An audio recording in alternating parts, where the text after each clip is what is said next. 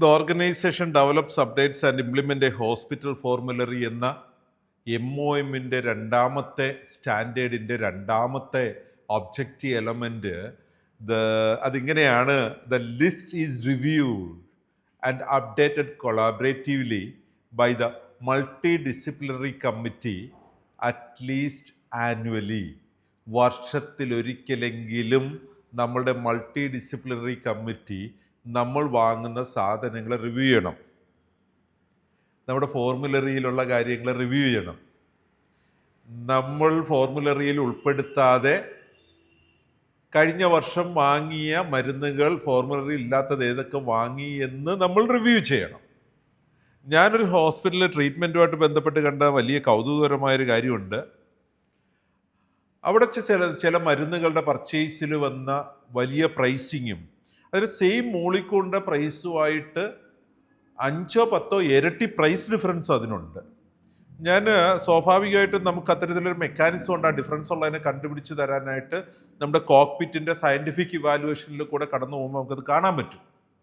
ചില സമയത്ത് ഹോസ്പിറ്റലിൽ ഉപയോഗിക്കും, ചിലപ്പോൾ ഹോസ്പിറ്റലിൽ കൊടുത്ത് പറയും എന്തെങ്കിലും പ്രോബ്ലം ഉണ്ടെങ്കിൽ പറയണേ ജെറാൾഡ് എന്നൊക്കെ പറയുമ്പോൾ നമ്മളതെടുത്ത് ചെക്ക് ചെയ്യും.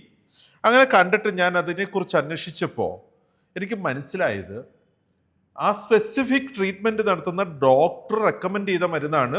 അതിൻ്റെ സിമിലർ മരുന്നുകളുണ്ട്, പക്ഷെ ഈ മരുന്നാണ് റിസൾട്ട് ഉള്ളത് എന്നാണ് ഡോക്ടർ പറയുന്നത്.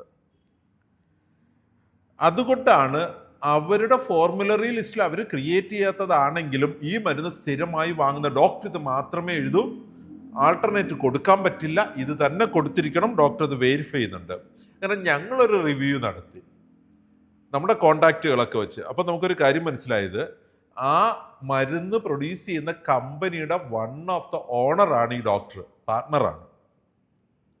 അപ്പോൾ നമ്മുടെ ഹോസ്പിറ്റലിൽ തികച്ചും പലപ്പോഴും പ്രതീക്ഷിക്കാത്ത കാര്യങ്ങൾ വരെ നമ്മുടെ പ്രൊക്വയർമെൻറ്റിൽ സ്വാധീനം ചെലുത്താനുള്ള സാധ്യതയുണ്ട്. അതുകൊണ്ട് നമ്മുടെ ഹോസ്പിറ്റലിൻ്റെ ഈ ഒരു കമ്മിറ്റി നമ്മൾ എല്ലാ മെഡിക്കേഷൻസും അത് വേണമെങ്കിൽ ചില മരുന്നുകൾ റിപ്പീറ്റഡ് ആയിട്ട് ഫ്രീക്വൻ്റ്ലി ചില കാറ്റഗറീസ് നമ്മൾ റിവ്യൂ നടത്തണം. ആ റിവ്യൂ സ്പെഷ്യാലിറ്റി വൈസ് ചെയ്യുന്നതും ഫോർമുലറി വൈസ് ചെയ്യുന്നതും നല്ലതാണ്. ഇനി ഫോർമുലറിക്ക് പുറമേ പർച്ചേസ് ചെയ്ത എല്ലാ മരുന്നുകളുടെയും റിവ്യൂ നിർബന്ധമായും നമ്മൾ ചെയ്യണം. നമ്മളുടെ റിവൈസ്ഡ് ലിസ്റ്റ് കഴിഞ്ഞ വർഷം ഉണ്ടാക്കിയതിന് എന്ത് നടന്നു എന്ന് നോക്കണം. അതിനൊക്കെ ഡിപ്പെൻഡ് ചെയ്തിട്ടാണ് നമ്മൾ പുതിയൊരു റിവൈസ്ഡ് ലിസ്റ്റ് പ്രിപ്പയർ ചെയ്യേണ്ടത്. അതെപ്പോഴും ഒരു പേഷ്യൻ്റ് സേഫ്റ്റിയെ ഫോക്കസ്ഡ് ആയിരിക്കണം. പ്രോഫിറ്റ് ഓട്ടോമാറ്റിക്കായിട്ട് വന്നോളൂ. അത് ഏതെങ്കിലും ഡോക്ടറുടെ പേഴ്സണൽ താല്പര്യമോ ആകുന്നത് പാടില്ല എന്നാണ് ഈ കമ്മിറ്റ്മെൻ്റാണിത്. നമുക്ക് മാറ്റി വയ്ക്കാൻ പറ്റില്ല കേട്ടോ.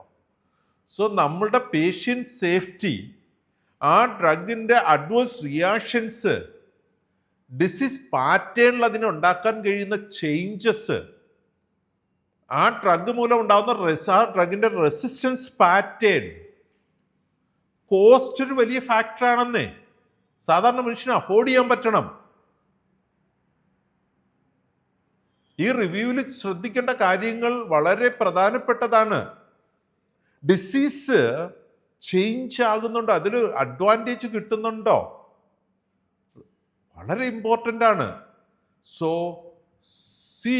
MOM 2B says that the list is reviewed and updated collaboratively by the multidisciplinary committee at least yearly once എന്ന് പറഞ്ഞ വർഷത്തിലൊരിക്കൽ വെറുതെ ചടങ്ങിന് ചെയ്യണമെന്നല്ല. എവിടെ ഈ കാര്യങ്ങളൊരു മിസ്റ്റേക്കിനുള്ള പോസിബിലിറ്റി ഉണ്ടോ അപ്പോഴെല്ലാം ഇത് റിവ്യൂ നടത്തണം, അത് ഡോക്യുമെൻ്റ് ചെയ്യണം.